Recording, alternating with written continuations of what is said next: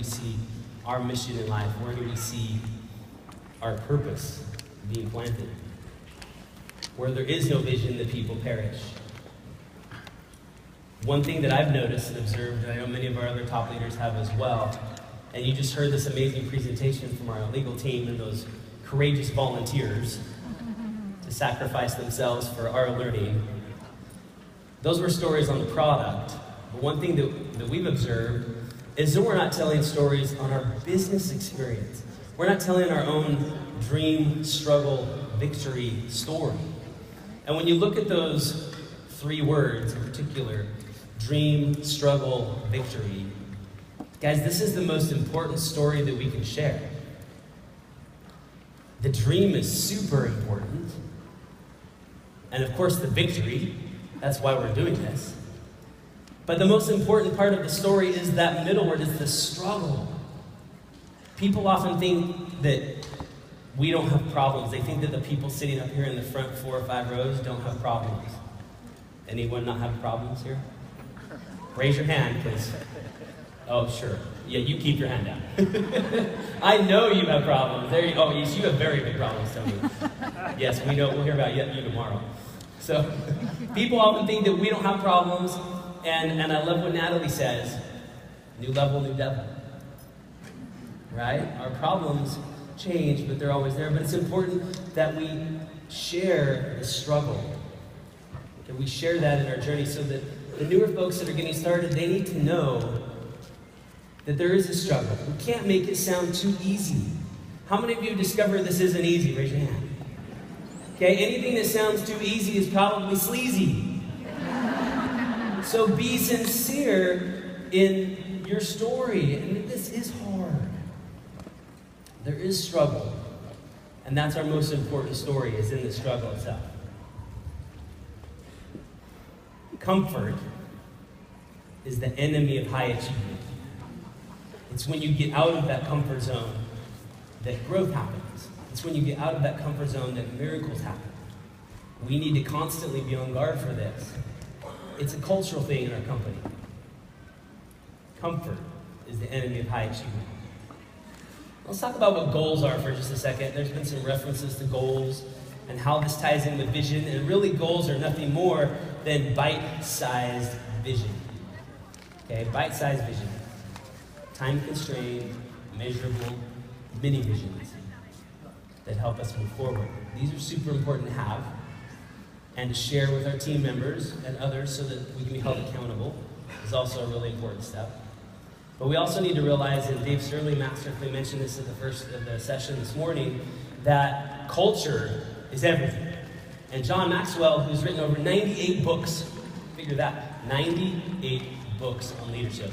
He's considered the #1 authority on leadership in the world. And he's quoted as saying, culture eats vision for lunch every time. So vision is really important, but culture is even more important, and culture is the little things that we do each day. It's the day-to-day stuff that defines who we are and what we are. So culture is everything, right? We have a culture of producing success and realizing that our success is not the things we have, but the people whose lives we change. Right? Did you not feel that from Rob Young today? Okay? This is way bigger than any of us. So much bigger than any of us. 8 years ago, we started with just a few dozen people in this company. And we had nothing. No brochures, no website, no order forms. We produced our own materials. The labels used to wash off. That was great. Yeah. We know Rob was trying back then, but he's gotten lots better. Right? To go from that humble beginning to now over several million members is a testament to the cause of changing people's lives. Now, we want to be people attractors, right? You all want to attract people to your business? Yes. You should say yes. Yes. Otherwise, you're in the wrong room.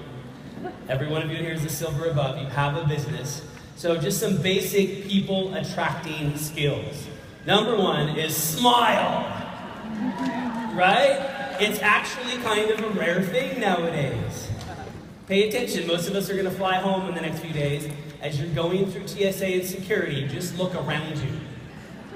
Because you're going to see lots of grumble, right? And frowny faces and inconvenienced people. Just smile the whole time. Smile the whole time you're going through that process and watch what happens, right? Guys, we sometimes take ourselves too seriously. 99% of the worries that we have in life would disappear tonight if you or someone close to you was given a terminal diagnosis of some illness or issue. 99% of the garbage that we worry about, that we're all concerned about, will just go away and be totally gone. Because we suddenly have a shift in our priorities, right? So let that stuff go. Now, I'm not the kind of person to hold a grudge. To me, nurturing, some people will nurture a grudge like an old friend. They'll hold it. Guys, having a hate-filled grudge is like drinking poison and expecting the other person to die. Okay? So let it go. Let go of the things that make you negative. Smiling is the start, but you've got to get happy now. If you're waiting for circumstance to make you happy, you never will be. You have to develop happiness in your heart through a culture of service. And that's your secret sauce for happiness. If you're waiting on your success to be happy, you won't be. Decide, it's a decision. All right? Next thing for people attracting abilities, you have to embrace adversity. Embrace adversity. How many of you watch this? And I can't even see you. How many of you have ever wanted to quit? Raise your hand. Yeah. How many of you have quit? I have someone on my team that she quits every week. And every time she tells me she's quitting, she enrolls a few more people, and you just keep quitting. I'm good. Your quitting is better than most people's workings. So you just go right on, right? But success demands a price, and that price oftentimes is failure. How many of you ever had a class where no one showed up? Now I know if you didn't raise your hand on that, you're not being truthful. Because that's happened to all of us. Quitting, unfortunately for many in our society, is a way of life. Right? We live in a quitting culture. People quit jobs, they quit school, they quit marriage, they quit life sometimes. Some of y'all probably know people that really have quit life. They're just waiting for the coroner to make it official. Right? And so we quit things. It's a human trait. It's a human nature. Never apologize for the toughness of what we do. What's easy is to quit. What isn't easy is to embrace adversity and to move forward. My good friend Peggy Smith, I quote her often. This is an amazing quote. She says, and I won't try and say it like her because I can't. No, I'm not going to try. I can't say it like she does. But she says, if you haven't wanted to quit today, then you're not doing anything. Right? And there's some truth to that. Because we have to get out of our comfort zone to move forward and progress, right? So we need to, as we're growing and developing our teams, we need to be on guard for a lapse of hunger and focus. Now this can happen really easily because, again, of our human nature. Check this out. We have 4,000 separate individual thoughts every single day. 4,000. That's a different thought every 14 seconds. All day long. And you wonder why some of us have a hard time focusing. Right? A different thought every 14 seconds, all day long. A different opportunity for distraction. So we personally, as leaders, need to be on guard for this lapse of focus. Multitasking is evil. It's a lie. Don't do it. I'm serious, guys. The minute you add a second task to the first task and lose your focus, your productivity, according to the studies, drops 30 to 40%. Multitasking is not an asset. Okay, leave it alone. Focus on a task, complete it, and then move to the next one. Now, some of you have heard the old adage that if you put a frog in a pot and slowly turn up the heat, what happens? You can boil a frog, right? And I don't know where this started or who started teaching this. Mythbusters, the TV show, actually did a special on this. And I should have found the clip of the show, but it probably would take too long. They actually put frogs in a pot and slowly turned up the heat, and guess what happens? Every single time. They jump out. They jump out every time. And so whoever came up with that, you can slowly boil a frog? No. They jump out. Who doesn't jump out is us. We get ourselves in hot water, and instead of jumping out, we marinate it.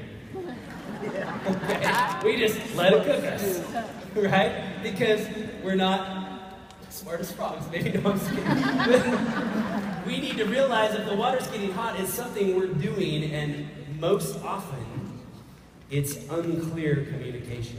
We're not communicating. We're not talking to our friends, to our family members. We're not talking to our team. Unclear communication is unkind. Having clarity in communication is a beautiful thing. It's not always easy, but it's a beautiful, beautiful thing. When there is no communication or a lack of communication, people always go negative. It's another human nature thing. If no information is being shared, if you have a team that you've kind of neglected, and we're all guilty of this to a degree, they will start to turn negative. Negative towards the company, negative towards you, negative towards life. So when we lack that communication, that's an issue, all right? Now sometimes when we're communicating with our team members, we don't know what to do with them, especially when a new member enrolls. So I want to give you the greatest follow-up question of all time. And this is for someone who has tried the product, tried the oils, maybe they've already enrolled, and it works. This is one of those duh moments. Are you ready? It just works so well. The greatest follow-up question of all time. What would you like to know first? Isn't that awesome? So when you're going to meet with someone, and maybe you're prepared with all of your tools and tear pads and systems and all of that wonderful information you have, maybe you're ready to teach them the comp plan, but maybe they want to know about Deep Blue, right? So if you always start your follow-up meetings with what would you like to know first, you can cater to the individual. And you will be surprised at some of the questions, some of the answers you'll get when you lead with this question. What would you like to know first? Okay, it's a beautiful thing. Now, 3 behaviors we as leaders have got to teach, and I'm going to use running as an analogy for this, whether it's a 5K, 10K, marathon race. Those of you that have run before, what do they have every so often along the way? They have water stations, right? They have aid stations, they call them. So the first behavior that we've got to teach throughout our teams is to never skip an aid station. Now, it's tempting to skip them, especially in the beginning. Because in the beginning, you're feeling pretty good, you're running, your hydration is good, your energy level's good, you're moving along, you come to the first aid station, and the first mistake of a novice runner is they skip it. Because they're feeling good, right? But you runners in the room, why should they not skip it? Because when are they going to need that hydration? 20 minutes later, right? But it takes 20 minutes for that water to get into the blood. So they need to stop at that first aid station, even though they don't feel it. Even though they feel like they don't need it. This applies specifically to you and I in our business, in our events. Okay? The first sign that someone is checking out of our business is they stop coming to events. They stop coming to the local weekly meeting, to the monthly meeting, to the regional meeting. They don't come to convention. They don't come to leadership. That's your number one indicator that they're checking out. They cannot skip an aid station. We can't afford to skip an aid station. We need it as well. The next behavior is to conquer complaining and comparison. And I think Rachel Cruz did a phenomenal job this morning talking about comparison being the thief of joy. She was talking about keeping up with the Joneses. I might tweak that just a little bit. Don't compare your journey in doTERRA to someone else's. Please. Because you have a different journey. You have a different set of skills, a different set of resources, and I would encourage you to lose linear thinking. It is not about how long. It's not about how long you've been with doTERRA. Switch out the words how long to how many. It's not how many years you've done this, it's how many classes have you done. How many samples have you shared? How many people have you talked to? Not how many years or how many months, okay? It makes a big, big difference. And of course, conquering complaining. You all know the 11th commandment is thou shalt not whine, right? I have 7 sons. We talk about that a lot. Trust me, it's in there, okay? So, and then the third one is keep moving forward with productive activity, rainmaker activities, things that actually grow the business, not cooking and refresh in the back office. That doesn't count. Okay? I know on last day of the month, a lot of people are doing that. Activities that grow our business, there's only a few. Getting oils on people, inviting them to learn more, and following up. Basically boils it all down. Okay? So we've got to teach those 3 behaviors. Please be cautious of pride. Don't let pride limit your success. We have to go from ego to we go. We have to go from ego to we go because this is a team effort. And please don't let trying to impress others ruin your success as well, because it will. How many have heard of Winston Churchill? We don't have any Brits in the room, do we? Any folks from the UK? So, this is a copy of the London Daily Mail from 1915. Now, Winston Churchill, to this point in his life, had been kind of mediocre. He had a mediocre rise, and in World War I, he had the idea of starting a new front in the war in the south against Germany at a place called Gallipoli, which is now kind of the southern Turkish border. And it was a colossal disaster. The Australian, and British troops were completely decimated. And he was forced to resign. This was the newspaper that day. Churchill admission as he resigns from war government. Shadow of Gallipoli disaster cuts short his dazzling career. Now, this was in 1915. 20 years later, he saved the world. What happened? After his resignation, he volunteered and went into the trenches. He went in and led men personally into battle and slowly rebuilt his career.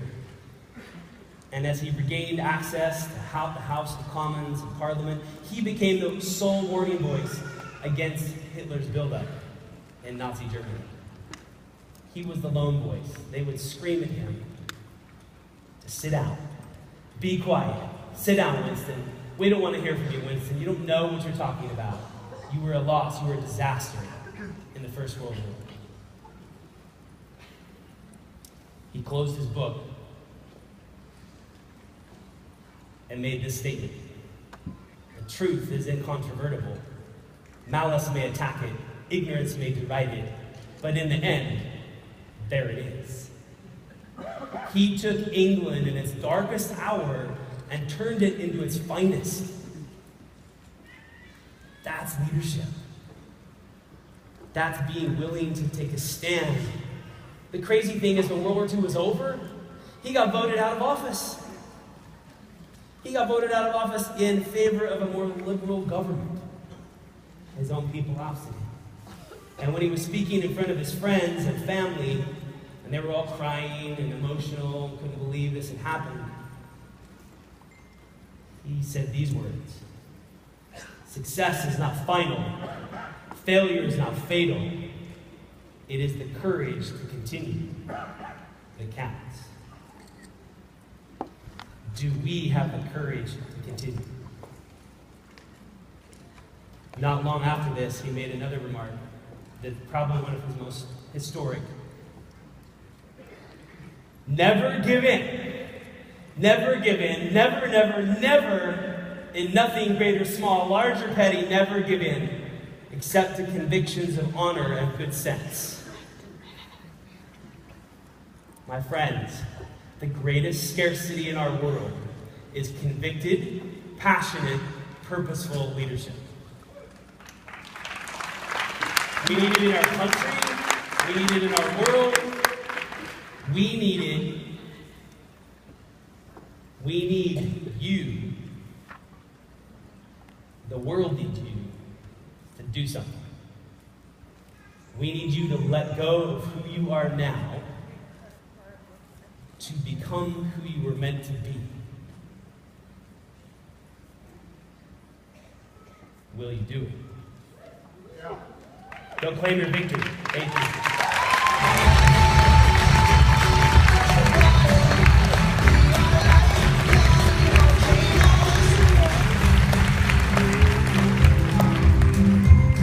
So it's pretty interesting whenever someone asks us what we're doing and we tell them that we are on the road with our family of 7 with all of the animals and the lizard, we get some pretty funny looks. So for doTERRA, Bryant trimmed cow hooves, and so our house always had the smell of cow and hoof chips everywhere, and he'd get up super early in the morning, and oftentimes the family wasn't awake whenever he'd get up to go to work. You know, time with the family was very hard to come by, very hard to come by. You know, so I get home from work, and there was always activities in the evenings we had to get to, and there's almost zero downtime, just be. There was times where I was pregnant and I was getting ready to go into labor, and I wouldn't know if he'd make it back in time from his job. When we got married, he was 21 years old, and his goal was to retire at the age of 25. But I realized, and it was hard to realize, that it was not the type of income that I was looking for. At the end of the day, when I let the last cow out of my equipment, that's when the money stopped coming in. And it didn't come in again until the next morning, where I let the first cow into my equipment. I realized that I couldn't accomplish my life vision with that kind of income. So I was invited to a class by one of my friends, and I tried to get out of it. And she called me, I said, I'm not gonna make it, I have the kids, I'm running late. And she said, no, Brianna, you're coming. So I came, and that's when I had my first class, and I loved what I heard. So we enrolled, and we were using the oils for our family and loving it. And I started having people ask me what I would do, or they post something on Facebook, and I decided to reach out because I knew that I had something that could help them. So we started reaching out and helping other people. But it wasn't until Brian and I both decided that we wanted this to replace our income that we really started taking off. It was because we wanted to do it together.